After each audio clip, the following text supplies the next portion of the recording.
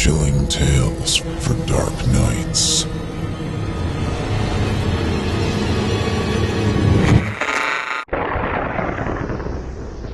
This broadcast is fan-funded, so become a member at chillingtalesfordarknights.com and support our Patreon at patreon.com/chillingtales.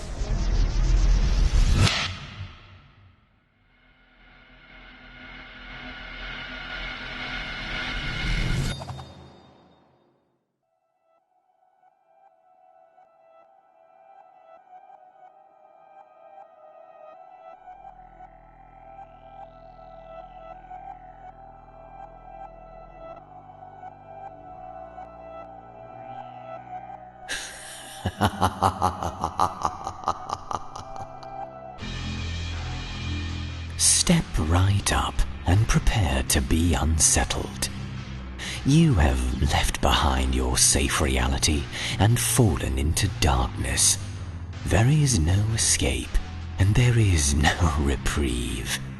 Welcome to the Simply Scary Podcast, Season 2, Episode 8.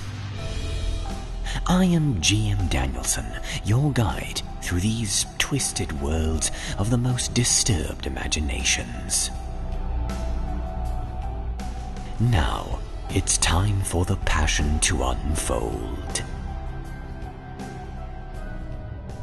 Passion can be as painful as it is pleasurable.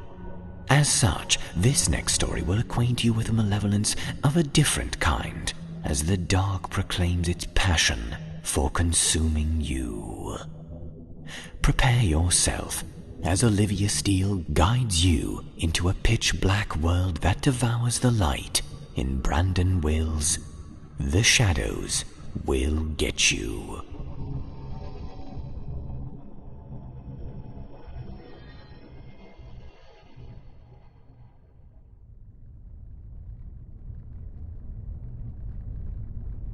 But why do I have to go? Lauren pleaded to her parents. Despite her pleading, Lauren's parents remained stern. There was no talking her way out of this one. Lauren stared out the window, watching the passing trees and houses zoom by through the back roads as her mother answered her. You know why, Lauren. You've asked 1,000 times, and we tell you the same answer. It's because you've been in that room for months, staring at that computer screen nonstop, and drove yourself into this moody, depressed thing that we don't know as our Lauren. Your father and I agree that being in the country for the summer, away from high-speed internet and cell phones, will cure that. Your Uncle Victor and Aunt Charlotte kindly extended the invitation to us, and besides, you haven't seen your cousin Arthur since you were both still teeny toddlers. Lauren could already feel the withdrawals. She had posted a dozen tweets and Facebook posts about how much she was going to hate it and how much she hated her parents in the weeks leading up to the trip. What am I supposed to do for fun? Lauren's father sighed before suggesting an option. Oh, be a human and go outside. Won't you enjoy what nature has to offer? Hey, look! The GPS says we're 10 miles away now. Oh, you'll love it. Uncle Victor grows the best stuff around, and your Aunt Charlotte could beat Paula Deen. I guarantee you. Yeah, sure, Dad. Lauren rolled her eyes and turned the music up on her phone. Her earbuds played some melodramatic, over-emotional music that matched her mood perfectly as she watched more trees and fewer houses go by. And we're here! Her father shouted so as to be heard over her music. Lauren looked out the window and saw an enormous field filled with wheat. Uncle Victor and Aunt Charlotte's little house sat neatly in the middle of the stalks in a yard alongside their sizable barn. The dwelling was a white 2-story farmhouse with huge windows in each room. At each of the yard's 4 corners, Lauren noted floodlights that would have looked more at home in a stadium than on private property.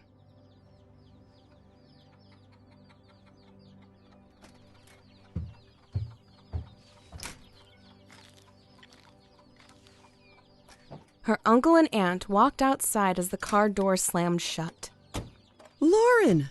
Oh, my Lord, you've grown so much. Look at you. Aunt Charlotte grabbed Lauren by the face, kissing her multiple times. Frank, you're gray. Oh, thanks, Charlotte. The mirror does remind me every morning.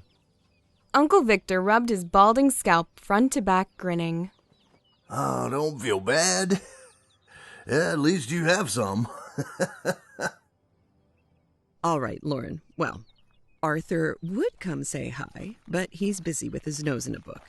His room is next to the guest room, your room, if you want to shake hands or whatever kids do to greet each other these days. Lauren just stared at her in confusion as she went inside.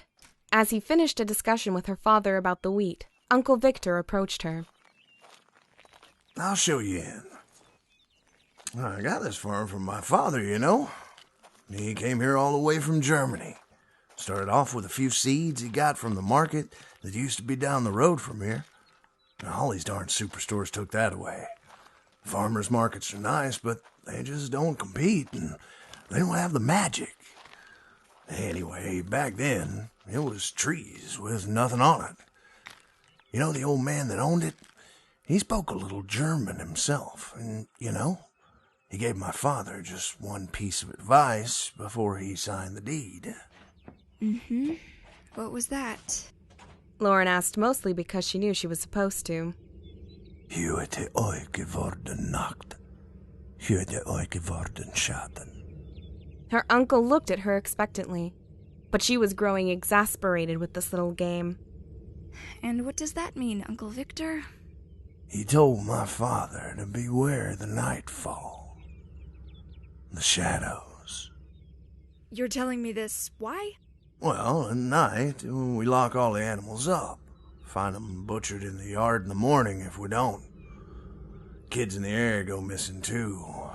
It only happens near this darn forest. Don't know why, but it just does. And those are the rules. That's what the lights are for. Don't ever venture out past your own shadow. And you'll be okay. Understood? Seriously? You expect me to believe this? Lauren practically scoffed. I'm not going anywhere anyhow, because I didn't want to be here in the first place. Now, there's no need to get snippy. You just do as you're told.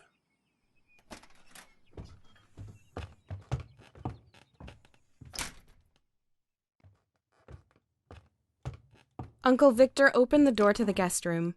It was quite large, almost twice as big as her room at home.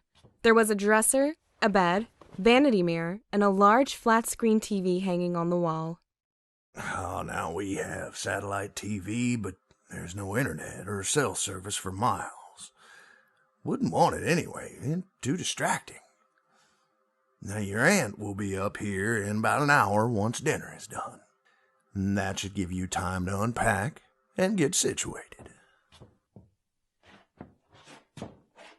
He had already started walking out the door when he turned around. Now remember, don't go outside after dark, or the shadows will get you. He smiled at her a few seconds, but then let it fade from his face, fixing her with a serious glare as he closed the door. Creepy Hicks. Lauren dug through her bags until she was called down for dinner. When she entered the dining room, she saw the table filled with food. It was close to a banquet. She had never seen anything so exquisite. Uncle Victor noticed her wide eyes and laughed. Honey, I think you've stunned the girl. Sorry, I'm not used to something so plentiful. Plentiful, she says. This is how we eat here. You fill up at night and you'll sleep like a bear. Right. She noticed Arthur for the first time. He was a chubby kid with long hair and acne. He sat there, his nose buried deep in a book. Lauren knew they were only a few months apart, but couldn't help but notice how different they were. She sat down and grabbed her spoon. Her aunt smacked her hand. Not before Grace, young lady. She shook her hand from the sting. Sure, yeah, fine. And may this food strengthen and nourish our bodies, and thank you for the beautiful woman who cooks it for us every day. Also, may you guide our Lauren down the path of light towards you, Lord. In Jesus' name, amen. Lauren felt uncomfortable and didn't know how to react, so she waited for everyone else to eat before digging in. She understood why her father had praised Aunt Charlotte's cooking. The food was amazing. After dinner, she decided to speak with her cousin Arthur, just so that the awkwardness could be over with. During the meal, she caught him staring at her a few times, only for him to look away. She found him in his room, several books spread across his bed. Hey, Arthur. He glanced up for a second and then back down to his book. Hey. What you reading? Stuff. Oh, well, sorry to bother. She turned around, about to leave when he told her to wait. The stuff Dad told you? It's true. Yeah, right. I don't believe... No, really. They got my friend Billy. Who? Who is they? The Shadows. The sheriff found him, cut up like a lawnmower ran over him. They found pieces of his skull all over the place. I really regret knowing that. Do you really believe that? About the Shadows? Oh yeah. I found some old books at the library. This goes back to even the natives. They wouldn't even bother settling here. No one really did until artificial lights were first put in. Most people who did were either scared out or killed. This was intriguing enough to punch through her boredom. She grabbed his chair and turned it so they could talk. So, what are they? Dunno. The native term doesn't translate. We don't even call them a name now, just shadows. Boogeymen! Great. Lauren threw up her hands. I didn't even want to come, but my parents insisted that I get away. Now, after that story, I'm gonna stay in my room for the next month until we leave. Arthur paused, as if to consider her remark. There's a nice hiking trail behind the house if you get bored. I go up there sometimes. There's some neat Native American carvings up there. That got her attention. She loved being outside despite what her father and mother might think. There was a great hiking trail a few miles from her house at a state park that she liked. Let's go tomorrow. I haven't stretched my legs in a while. Sure, we can do that. The next day, she put on the closest thing she had to hiking boots and grabbed a few necessities.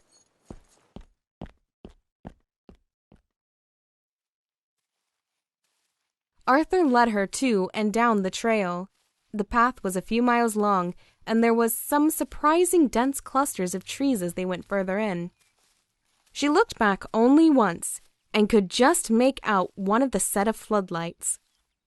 When they stopped for a water break, they were just past a rocky outcrop with a small ledge just above their eye lines. There were some carvings that looked like some of the photos Arthur had shown her from his books.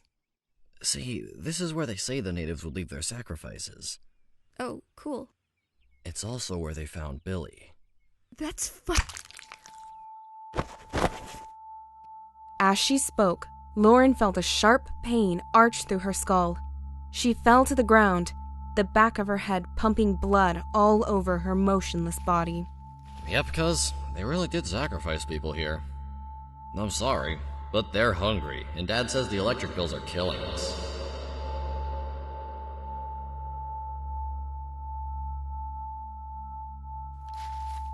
Lauren's vision faded as she watched Arthur walk away, holding the bloody ball-peen hammer he'd pulled from his pack.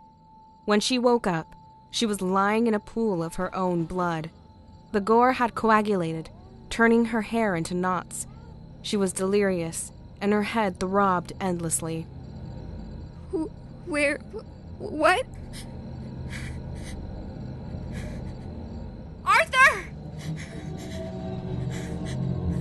Arthur! She looked around her. The sun had gone down hours ago, and there was no sign of the protective circle thrown off by the floodlights. In fact, in this near-perfect darkness, she couldn't even see her own hand in front of her. She saw nothing. Nothing but shadows.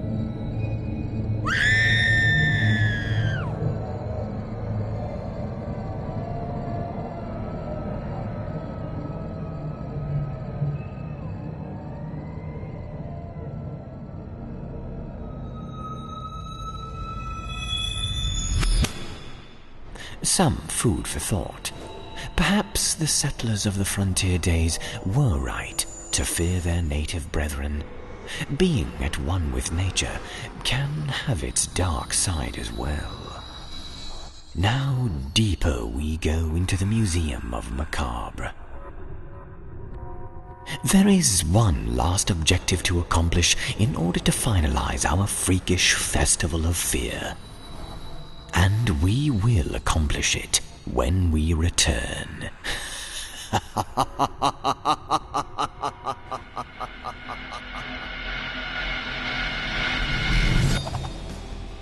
The Simply Scary Podcast, Season 2, Episode 8. Become a patron today and you'll get the extended version of this show. Here's a sample of the extra stories you get when you become a member. She woke slowly. Sleep clung to her like vicious honey, trying to drag her under again. The pills she had taken before lying down seemed to be very effective, for there was no pain. Every sensation was muffled. Her limbs felt heavy and numb. Had the colors in her bedroom always been this faded? $57.99.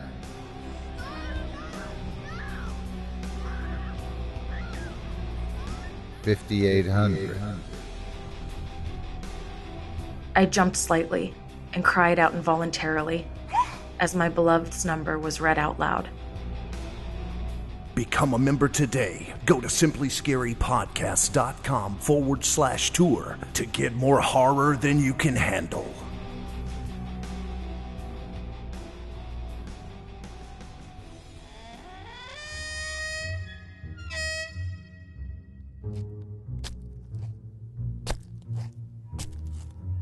Well, howdy folks, the other half here.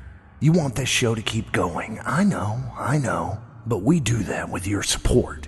It ain't free, you know. So besides becoming a patron and a member at chillingtalesfordarknights.com or patreon.com/chillingtales, you might be asking, hey other half, how can I support your form of killer broadcasting? I ain't got no scratch. Well, we've come up with other ways to help us keep this show dead alive. When shopping with Amazon, use the link chillingtalesfordarknights.com/Amazon or simplyscarypodcast.com/Amazon, and a portion of your purchases go to keeping this Frankenstein's monster pumping with voltage. So remember, use chillingtalesfordarknights.com/Amazon and simplyscarypodcast.com/Amazon when purchasing through there to help promote fan-funded entertainment like ours. Now, back to the show.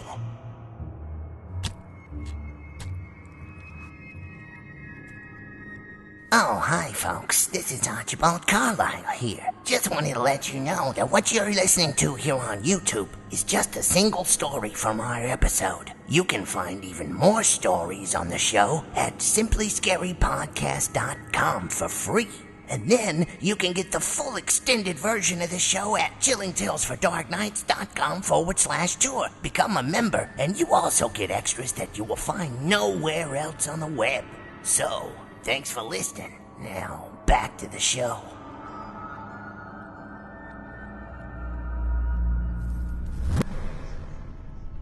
Before we leave you, let me update our schedule for you listeners. In our attempts to satisfy all parties involved and maintain a presence on our YouTube platform, we will be presenting 3 versions of our show for you to enjoy. First, a 1-story episode perfect for YouTube's short attention span theater. Second, a 2-story free version available on our website simplyscarypodcast.com. Thirdly, the full extended 4-story edition of our show available at chillingtalesfordarknights.com/tour. I recommend you take the tour and become a member to enjoy the full show plus many other horrifying gems you will find nowhere else. And as always, we humbly ask that you please allow the YouTube ads to play during our show and to occasionally click on these ads to assert your viewership and solidify our ability to continue creating content that disturbs you. Finally, it is time to make you part of the show by choosing a lucky comment from our website, iTunes, or YouTube comment sections. This episode's chosen comment is from YouTube. The Hyena Flawless Claws writes, "Oh, how I love this podcast. I've made up my mind to become a patron now. I call these stories murder porn, LOL. My hubby thinks I'm nuts. Thank you guys so much for keeping me entertained. XOX."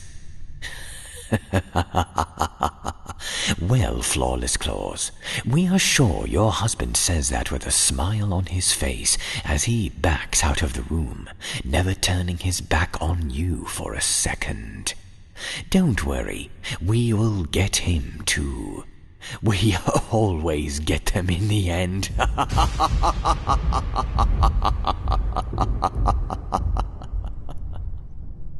And for the rest of you minion zombies, keep the comments coming and be ready for us to interact with you in more ways than one.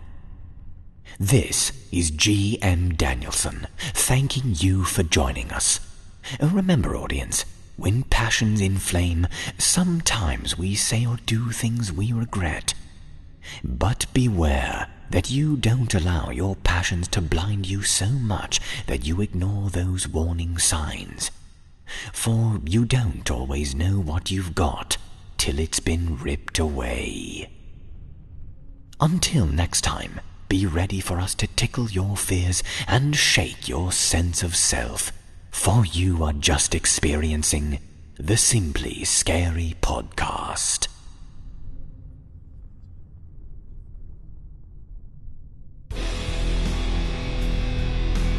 This is executive producer Jesse Cornett. If you like what you hear, be sure to check out more from these authors at simplyscarypodcast.com. There you can find all information regarding the show and the stories appearing here in our podcast. The Simply Scary Podcast is a production of Chilling Entertainment. The Showcase is written and produced by Jesse Cornett. The host of the Simply Scary Podcast is GM Danielson.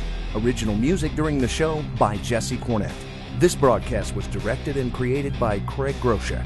Be sure to look for the Simply Scary Podcast on iTunes. And if you like the show, leave us a 5-star review. Comments or questions? Email us at contact@simplyscarypodcast.com and check our website for more information. While you're there, consider clicking on the patrons link at the top of the page to help support our show. Copyright Chilling Entertainment LLC 2017. Thanks for listening.